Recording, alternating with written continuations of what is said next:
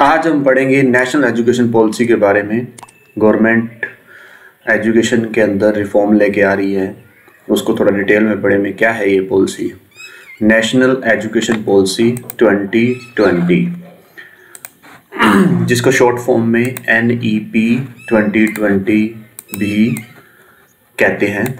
ये education policy NPE 1986 को replace करेगी। 1986 की जो पॉलिसी है उसको रिप्लेस करेगी। ये पॉलिसी कब अप्रूव करेगी? कैबिनेट के द्वारा जुलाई 2020 के अंदर। तो इसीलिए इसके पॉलिसी के साथ क्या आता है 2020। इसमें मेजर रिफॉर्म क्या करे गए हैं उनको थोड़ा सा ओवरव्यू लेते हैं, फिर डिटेल में पढ़ेंगे आप। पहला रिफॉर्म क्या है? New pedagogical structure. इसमें क्या करा गया है, जो करंट में हमारा एग्जिस्टिंग 10+2 का मॉडल है उसको रिप्लेस कर दिया गया है 5+3+3+4 मॉडल के साथ। इसको डिटेल में पढ़ेंगे 5334 क्या है। उसके बाद अगला रिफॉर्म क्या करा गया है? Early childhood care and education, जिसको ECCE का नाम दिया गया है। एज 3 से शुरू होता है, इसको डिटेल में करेंगे आगे। उसके बाद क्या है? Foundational literacy and numeracy FLN, ये भी एक रिफॉर्म लेके आया गया है। उससे अगला रिफॉर्म क्या है? Holistic curriculum. ठीक है, होलिस्टिक का मतलब क्या होता है? Overall development. ठीक है, उससे रिलेटेड करिकुलम। उसके बाद नेक्स्ट रिफॉर्म है लैंग्वेज पॉलिसी का। नेक्स्ट है रिड्यूस्ड करिकुलम लोड, जो करिकुलम सिलेबस है उसको रिड्यूस करने की बात कहता है वो। उसके बाद है इंक्लूसिव एंड इक्विटेबल एजुकेशन। और नेक्स्ट रिफॉर्म है रिफॉर्म असेसमेंट मेथड का। और लास्ट जो रिफॉर्म है यूज़ ऑफ टेक्नोलॉजी, टेक्नोलॉजी को कैसे इंटीग्रेट करा जाएगा, कैसे फ़ायदा लिया जाएगा। अब इन्हीं सभी रिफॉर्म को हम डिटेल में पढ़ेंगे। पहला है न्यू करिकुलम स्ट्रक्चर 5334। जो एग्जिस्टिंग हमारा स्ट्रक्चर था, ओल्ड जो स्ट्रक्चर था 10+2 का सिस्टम था, उसको रिप्लेस कर दिया गया 5334। उसमें जो पहली स्टेज है कौन सी है? Foundational stage. जो 5334 के अंदर 5 का मतलब क्या है? Foundational stage. जो एज 3 से लेके 8 तक का जो 5 साल का गैप है, उसी को ही ये 5334 के अंदर 5 कंसीडर करा गया है। इसमें जो पहले 5 साल हैं चिल्ड्रन के एजुकेशन के, एज 3 से लेके 8 तक की जो एज को उसने क्या दे दिया है, उस कैटेगरी को, उस स्टेज को क्या नाम दे दिया? Foundational stage. 5 साल की ये स्टेज है ये। इसमें कौन सी क्लास बच्चे का? प्री स्कूलिंग से लेके ग्रेड 2 तक की क्लासेस इंक्लूड करेगी इस स्टेज के अंदर। उस स्टेज में क्या होगा, किस पे फोकस करा जाएगा? प्ले बेस्ड और एक्टिविटी बेस्ड लर्निंग पे फोकस रहेगा। और क्या डेवलपमेंट होगा उसमें? बच्चे में फाउंडेशनल लिटरेसी एंड न्यूमरेसी, जो बेसिक लिटरेसी होती है, नंबर सिस्टम होता है, उसके ऊपर फोकस रहेगा। नेक्स्ट जो स्टेज आती है प्रिपरेटरी स्टेज, जो क्या है 3 ईयर का जो ये स्टेज है ये। इसमें जो 5334 के अंदर जो सेकंड 3 है वो कौन सी स्टेज है? वो प्रिपरेटरी स्टेज। इसमें कौन कौन से चिल्ड्रन की एज का जो स्लैब है वो कौन सी है? 8 से 11, 8 to 11। और क्लास जो ग्रेड की बात करता है, कौन सी? ग्रेड 3 से लेकर 5 तक की स्टेज इंक्लूड रहेगी। ग्रेड मतलब क्लास 3 to 5 तक की जो स्टेज है डेवलपमेंट पे बच्चे की। ठीक है, इसमें क्या होगा? Transition to more formal classroom learning with focus on language, art and science. कहते हैं इसमें जो फॉर्मल क्लासरूम टीचिंग है, जिसमें क्या होगा? लैंग्वेज पे फोकस रहेगा। लैंग्वेज कौन सी? मदर टंग होगी। लोकल लैंग्वेज, मैथ पे, आर्ट्स और साइंस पे। इस स्टेज के अंदर 8 to 11 की एज के अंदर इस बच्चे की इसकी लर्निंग पे फोकस रहेगा। उसके बाद कहते हैं मिडिल स्टेज, जो कि है 3 साल की स्टेज है। इसमें एज बच्चे की क्या रहेगी? 11 से 14 साल की। और उसकी क्लास की जो स्टेज है कौन सी है? 6 to 8। कौन सी ग्रेड है? 6 to 8 क्लास की जो ग्रेड है क्लासेस है वो इस स्टेज के अंदर काउंट होंगी। इसमें क्या फोकस रहेगा बच्चे का, इसमें सब्जेक्ट ओरिएंटेड लर्निंग बच्चा सीखना शुरू करेगा। उसमें क्या होती है, कोडिंग मतलब प्रोग्रामिंग, सॉफ्टवेयर डेवलपमेंट का इंट्रोडक्शन होगा उसमें, और वोकेशनल एजुकेशन पे जो प्रैक्टिकल सब्जेक्ट होते हैं उनका इंट्रोडक्शन होगा। क्लास 6ठी से स्टार्ट हो जाएगा ये। उसके बाद नेक्स्ट स्टेज आती है सेकेंडरी स्टेज। ये क्या है, जो 5-3-3-4 का जो फंडा था ना, जो सिस्टम था उसके अंदर जो 4 है लास्ट का, वो ये लास्ट स्टेज को रिप्रेजेंट करता है। लास्ट स्टेज कौन सी है, सेकेंडरी स्टेज, जो कि है 4 साल की। इसमें बच्चे की एज की जो स्लैब क्या है 14 to 18, 14 साल से 18 साल तक के बच्चों की क्लास, जो ग्रेड की बात करता है 9 to +2 क्लास, 12th क्लास तक। ठीक है, इसमें जो एजुकेशन, जो टीचिंग एजुकेशन हो, कौन सा फोकस रहेगा, मल्टी डिसिप्लिनरी, अलग अलग सब्जेक्ट पे। ठीक है, सब्जेक्ट चॉइस में फ्लेक्सिबिलिटी रहेगी, कोई सा भी सब्जेक्ट स्ट्रीम चूज कर सकता है, और क्रिटिकल थिंकिंग पे एम्फेसाइज करा जाएगा, फोकस रहेगा ज़्यादा। ये तो था अपना जो स्ट्रक्चर एजुकेशन का 5-3-3-4 को अपन ने डिटेल में पढ़ा है। जो अगला रिफॉर्म क्या है, implication of NEP 2024 teacher education. कहते हैं टीचर एजुकेशन पे क्या इफेक्ट पड़ेगा इस NEP से। कहते हैं इसमें क्या था, 4 ईयर इंटीग्रेटेड B.Ed, 4 साल की इंटीग्रेटेड B.Ed। इंटीग्रेटेड का मतलब क्या है, जिसमें पेडागोगी एंड सब्जेक्ट नॉलेज इकट्ठी पढ़ाई जाएगी। 4 साल की B.Ed वो कंपलसरी है, कब तक, 2030। ठीक है जी। नेक्स्ट क्या है, कॉमन स्टैंडर्ड। कहते हैं जो national professional standard for teacher, एक स्टैंडर्ड बनाया जाएगा, बेंचमार्क बनाया जाएगा, जिसके हिसाब से गाइड करा जाएगा टीचर की परफॉर्मेंस और डेवलपमेंट पे। ठीक है, नेक्स्ट इसमें क्या रिफॉर्म है, कंटिन्यूस प्रोफेशनल डेवलपमेंट। इसमें क्या है, ट्रेनिंग दी जाएगी टीचर को 50 आवर्स की एनुअली ट्रेनिंग, ये मैंडेटरी है, जिसको क्या नाम दे दिया गया है, CPD, continuous professional development. Teacher को ट्रेन करा जाएगा, टीचर को डेवलप करा जाएगा।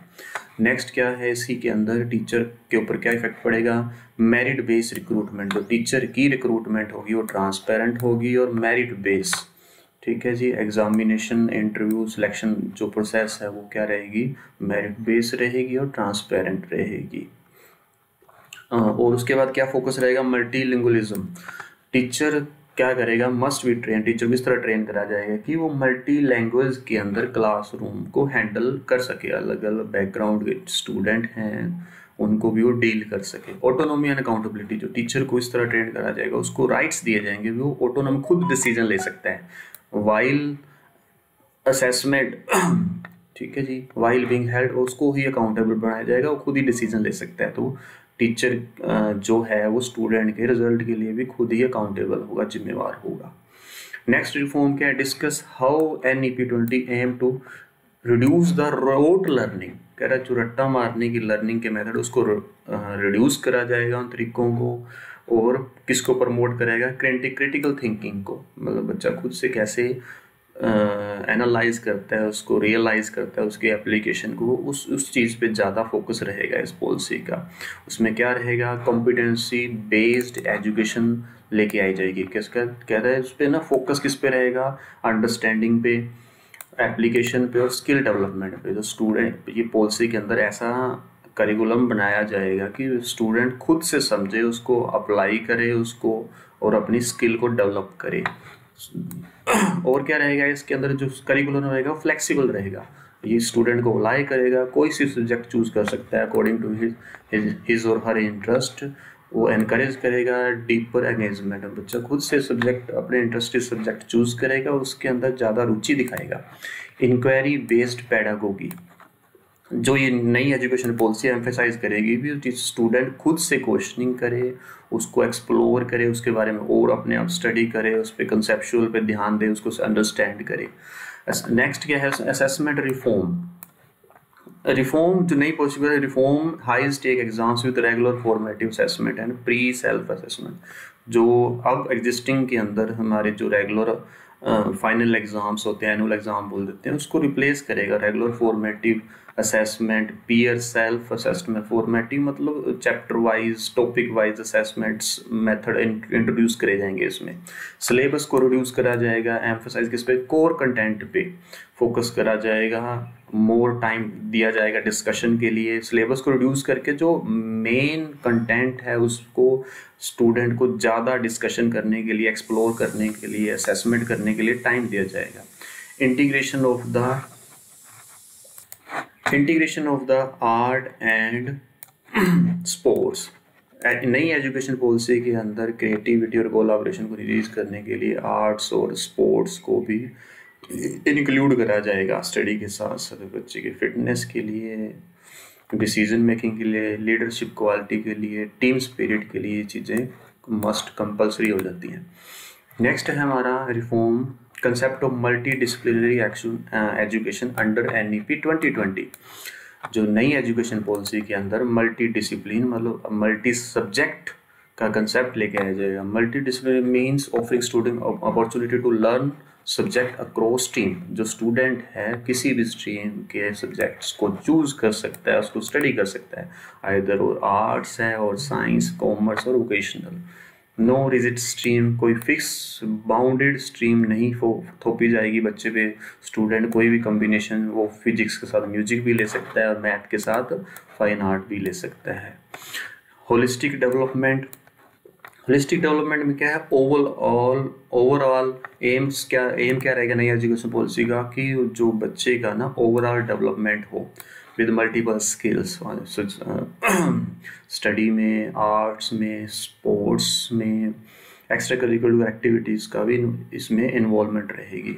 Higher education institution to become multi discipline by 2020।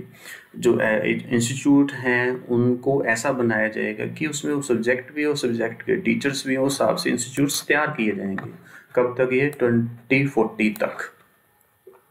Integration of vocational subject, Chhathi class से ही, छठी ग्रेड से ही ना वोकेशनल सब्जेक्ट इंट्रोड्यूस करे जाएंगे। स्टूडेंट उसमें से चूज कर सकते हैं, प्रैक्टिकल सब्जेक्ट को पढ़ सकते हैं और स्किल गेन कर सकते हैं। Credit transfer system allow flexible in learning path across discipline. Credit system लेके आया जाएगा, ABC बोलते हैं उसको, ठीक है, उसको अब डिटेल में पढ़ते हैं आगे। How does NEP 2020 ensure inclusive and equitable education for all? तो NEP कैसे अचीव करेगा, इंश्योर करेगा इंक्लूसिव, सभी को एजुकेशन में अपनी भागीदारी, अपनी इन्वॉल्वमेंट हो, सभी का ग्रोथ हो, एजुकेशन प्राप्त हो उनको, और इक्वल एजुकेशन सभी को मिल पाए। NEP 2020 ensure inclusive and equity. Inclusive मतलब हर वर्ग के, हर कैटेगरी का बच्चा इसमें इंक्लूड हो और इक्वल एजुकेशन प्रोवाइड करी जा सके। वो कैसे कहता है, वो gender inclusive fund, either girls हैं, बॉयज़ हैं और ट्रांसजेंडर हैं, सभी को इंक्लूड करा जाएगा, सभी को इसी एजुकेशन पॉलिसी के अंदर ध्यान रखा जाएगा। Special education zone focus on कहता है, इसमें जो डिसएडवांटेज रीजन है, माइनॉरिटी हैं, कुछ कम्युनिटीज़ होती हैं, जो एरिया हैं जो एजुकेशन में बैकवर्ड हैं, उस पर फोकस रहेगा, उसके लिए वो जोन मार्क करे जाएंगे। Curriculum adaptation, material design for children with disability है, जो सब्जेक्ट है मटेरियल, स्टडी मटेरियल और बच्चों की नीड के हिसाब से डिसेबल हैं या सोशल इकोनॉमिक डिसएडवांटेज जो बैकवर्ड एरिया हैं उसके हिसाब से मटेरियल को, स्टडी मटेरियल तैयार किया जाएगा। स्कॉलरशिप प्रोग्राम दी जाएगी, इसमें फाइनेंशियल सपोर्ट प्रोवाइड करी जाएगी फाइनेंशियली वीक स्टूडेंट्स को।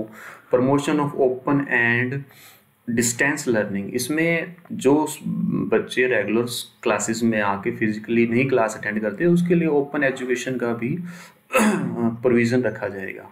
मदर टंग इंट्रोडक्शन, जो स्टार्टिंग की क्लासेस होंगे उसके अंदर क्या रहेगा, लर्निंग गैप्स हैं जो मार्जिनल कम्युनिटीज़ होती हैं जो इंग्लिश वगैरह में नहीं इम्प्रूव होते हैं, तो मदर टंग्स का भी उसमें जो स्टडी मटेरियल्स उस वहीं की लोकल लैंग्वेज के अंदर प्रोवाइड किया जाएगा। नेक्स्ट रिफॉर्म क्या था, describe the role of technology. Technology का इस NEP के अंदर क्या रोल रहेगा।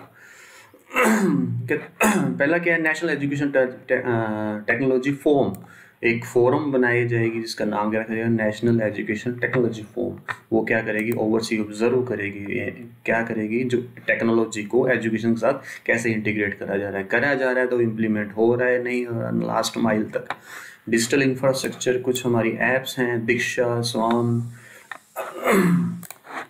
ये जो डिजिटल प्लेटफॉर्म है इससे कोशिश करी जाएगी बच्चों को क्वालिटी एजुकेशन प्रोवाइड करने के लिए। Online assessment, adaptive AI powered assessment और personalised learning.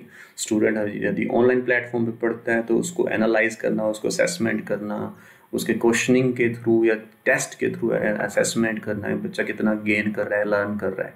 Teacher training platform for continuous upskilling, teacher को अपस्किल करने के लिए, टीचर को नई नई टेक्नोलॉजी से नए नए करिकुलम के लिए ट्रेन करने के लिए डिजिटल टूल प्रोवाइड करे जाएंगे। ब्लेंडेड लर्निंग मॉडल, ऐसे मॉडल, ऐसा एजुकेशन सिस्टम बनाया जाए जिसमें ऑफलाइन और ऑनलाइन भी टीच करा जाए, टीचिंग के मेथड प्रोवाइड करे जाएंगे। Accessibility for all, tech based tool for inclusive education, inclusive हर वर्ग के, हर कैटेगरी के स्टूडेंट्स को एजुकेशन प्रोवाइड करने के लिए टेक्नोलॉजी बेस्ड टूल प्रोवाइड करे जाएंगे, जैसे कि ऑडियो बुक प्रोवाइड करी जाए जो विजुअली इम्पेयर्ड हैं उन स्टूडेंट्स के लिए। तो ये सारा प्रोविज़न किसके अंदर है, नेशनल एजुकेशन पॉलिसी 2020 के। असेसमेंट सिस्टम के अंदर क्या रिफॉर्म लेके आया जा रहा है NEP 2020 से, पहला है shift from the summative to formative. जो अब करंट एग्जिस्टिंग हमारा असेसमेंट मेथड है, एनुअल एग्जाम्स लिए जाते हैं, उससे पता चलता है कि बच्चे को कितना गेन करा है, उसको रिप्लेस करा जाएगा कंटिन्यूस एंड कॉम्प्रिहेंसिव इवेल्युएशन के साथ, जिसको CCE बोलते हैं। कंटिन्यूस मतलब हर टॉपिक के बाद, हर चैप्टर के बाद उसको बच्चे को असेस करा जाएगा। कॉम्प्रिहेंसिव मतलब ओवरऑल इवेल्युएशन भी करा जाएगा। होलिस्टिक प्रोग्रेस कार्ड, सब्जेक्ट के अलावा उसका बच्चे का इमोशनल सोशल डेवलपमेंट कैसा है, brain cognitive means brain development कैसा हो रहा है, उसका भी प्रोग्रेस कार्ड ध्यान में रखा जाएगा, कंसीडर करा जाएगा। पीयर एंड सेल्फ असेसमेंट, जो बच्चा है अपने जो क्लास का एनवायरनमेंट है उसको एनकरेज करेगा, सेल्फ से अवेयर हो, सोसाइटी से हो, कोलैबोरेटिव लर्निंग, ग्रुप डिस्कशन से क्या सीखता है, ये सारी चीज़ें भी नेशनल एजुकेशन पॉलिसी 2020 के अंदर रखी जाएंगी। Adaptive assessment, using AI to tailor difficulty level to the learn. Difficulty level higher है, उसको लर्न करने के लिए, उसको ओवरकम करने के लिए AI का भी इंट्रोडक्शन करा जाएगा असेसमेंट करने के लिए। बोर्ड एग्ज़ाम रिफॉर्म, जो एग्ज़ाम क्या होंगे, ट्वाइस ईयर एग्ज़ाम क्या होंगे, साल में 2 बार होंगे, और कैसे होंगे, फ्लेक्सिबल सब्जेक्ट लेवल चॉइसेस होंगे उसके अंदर। अभी जो एनुअल सिस्टम उसको रिप्लेस करा जाएगा, साल में 2 बार एग्ज़ाम होंगे। Focus on application assessment to higher order thinking and not memory, रटने की बजाय उसका जो प्रैक्टिकल इम्प्लीमेंटेशन पे ज़्यादा फोकस करा जाएगा, उसकी यूज केस बनाए जाएंगे, ऑब्जेक्टिव क्वेश्चंस पे ज़्यादा फोकस रहेगा। अब इसमें और क्या है रिफॉर्म के अंदर, significance of ABC academic bank of credit, जिसको ABC कहते हैं, उसके भी NEP के अंदर जिक्र है, इसको कंसीडर करा जाएगा। ABC क्या है, एक डिजिटल रिपोजिटरी है। डिजिटल रिपोजिटरी मतलब डिजिटल रिकॉर्ड रखा जाएगा एकेडमिक्स क्रेडिट्स का, स्कोर्स का, बच्चे का परफॉर्मेंस का, किसके लिए, फ्लेक्सिबल, प्रमोट करने के लिए फ्लेक्सिबल लर्निंग, मतलब बच्चा कभी भी बीच में डिसकंटिन्यू करता है, कंटिन्यू करता है, वो सारा इसमें एक रिकॉर्ड रहेगा ABC के अंदर। ABC के अंदर क्या रहता है, क्रेडिट ट्रांसफर, क्रेडिट को ट्रांसफर किया, student can accommodate credits from different recognised institution. Student एक इंस्टीट्यूट को छोड़ के दूसरे में जाता है तो क्रेडिट को ट्रांसफर किया जाता है, उसका रिकॉर्ड दूसरे इंस्टीट्यूट के अंदर ट्रांसफर किया जाएगा। Multiple entry exit, student can pause education, बीच में एजुकेशन एक इंस्टीट्यूट से छोड़ के उसको दोबारा भी रिज्यूम कर सकता है विदाउट लूजिंग तो पिछला रिकॉर्ड को कंटिन्यू मेंटेन करते हुए। लाइफ लॉन्ग लर्निंग, स्टूडेंट क्या है लर्निंग के अंदर फ्लेक्सिबल रहेगा, मॉड्यूलर पार्ट्स में भी कर सकता है, स्किल बेस्ड एजुकेशन है तो लाइफ लॉन्ग चलता रहेगा इस लर्निंग का प्रोसेस। तो सारा उसका रिकॉर्ड क्या रहेगा, ABC के अंदर रहेगा, एकेडमिक बैंक ऑफ क्रेडिट के अंदर। ट्रांसपेरेंसी रहेगी, track academic progress accord actually using digital locker like system. जो ये सारा सिस्टम कैसा होगा, जो डिजी लॉकर है हमारा गवर्नमेंट की ऐप है उसी की तरह रहेगा ये। Student mobility, encourage inter institution inter disciplinary movement. Mobility मतलब स्टूडेंट मूव कर सकता है एक इंस्टीट्यूट से, इंटर इंस्टीट्यूशन का मतलब एक इंस्टीट्यूट से दूसरे इंस्टीट्यूट के अंदर, इंटर एक डिसिप्लिन एक सब्जेक्ट से दूसरे सब्जेक्ट के अंदर, एक स्ट्रीम के अंदर दूसरी स्ट्रीम के अंदर क्या कर सकता है, ये एजुकेशन पॉलिसी एनकरेज करती है। अब इस नई एजुकेशन पॉलिसी को इम्प्लीमेंट करने के लिए क्या क्या चैलेंज आ सकते हैं, स्पेशली इन रूरल इंडिया। पहला है इंफ्रास्ट्रक्चर डेफिसिट। क्या कमियां हो सकती हैं इंफ्रास्ट्रक्चर की, lack of basic amenities like electricity, internet. ये सभी टेक्नोलॉजी को इंटीग्रेट करने के लिए, डिजिटल कंटेंट को एक्सेस करने के लिए, क्रेडिट असेसमेंट ABC को अपडेट करने के लिए, जो रूरल एरिया के अंदर हैं बेसिक एलिमेंट जैसे इलेक्ट्रिसिटी, इंटरनेट, टॉयलेट। कुछ स्टेट्स हैं जहाँ पे इसमें दिक्कत आ सकती है, बाकी overall almost every village has achieved the electricity and internet accessibility. Teacher shortage and training, ये काफ़ी ही मेन पॉइंट है टीचर की। मान लो डिसिप्लिन मल्टी डिसिप्लिनरी हर स्कूल के अंदर, इंस्टीट्यूट के अंदर सब्जेक्ट है तो टीचर भी होना चाहिए उस सब्जेक्ट का। इनएडिक्वेट टीचर अवेलेबिलिटी एक इशू हो सकता है, अंडर क्वालिफाइड स्टाफ हो सकता है इसमें, जो करंट एजुकेशन सिस्टम को मैच ना करे। Digital divide, poor access to, हर पर्सन हर स्टूडेंट के पास पॉसिबिलिटी नहीं रहती कि वो स्मार्टफोन, लैपटॉप या हाई स्पीड इंटरनेट हो। ये भी एक ड्रॉबैक हो सकता है इम्प्लीमेंट होने में नेशनल एजुकेशन पॉलिसी को। Language barrier, lack of education content in regional dialect. हमारे देश में ना हजारों ही लैंग्वेज बोली और सुनी लिखी जाती हैं, काफ़ी लैंग्वेज है, तो हर लैंग्वेज, रीजनल लैंग्वेज के अंदर कंटेंट को तैयार करना बहुत ही मुश्किल है। सोशल इकोनॉमिक फैक्टर भी हो सकते हैं, जैसे कि poverty, early marriage, child labour. ये कुछ मजबूरियां हो जाती हैं स्टूडेंट्स की, हालात ऐसे हो जाते हैं, तो वो एजुकेशन पॉलिसी को इम्प्लीमेंट करने के लिए बच्चे, ये इस कैटेगरी के बच्चे पीछे छूट जाते हैं। मॉनिटरिंग एंड गवर्नमेंट्स, इस एजुकेशन पॉलिसी को मॉनिटर करना, उसकी इम्प्लीमेंटेशन को चेक आउट करते रहना, तो वो भी क्या है एक इसमें एजुकेशन पॉलिसी के अंदर चैलेंज है ये बड़ा। ये अपन ने आज करा है नेशनल एजुकेशन पॉलिसी 2020 के अंदर क्या क्या चीज़ें लेके आई जा रही हैं। होप करता हूँ आपको नई एजुकेशन पॉलिसी के बारे में इंफॉर्मेशन मिली होगी। कोई क्वेरी है तो आप हमें कमेंट कर सकते हैं। ऐसी ही वीडियो के लिए आप हमें लाइक करें, सब्सक्राइब करें एंड शेयर करें। Bye bye, thank you.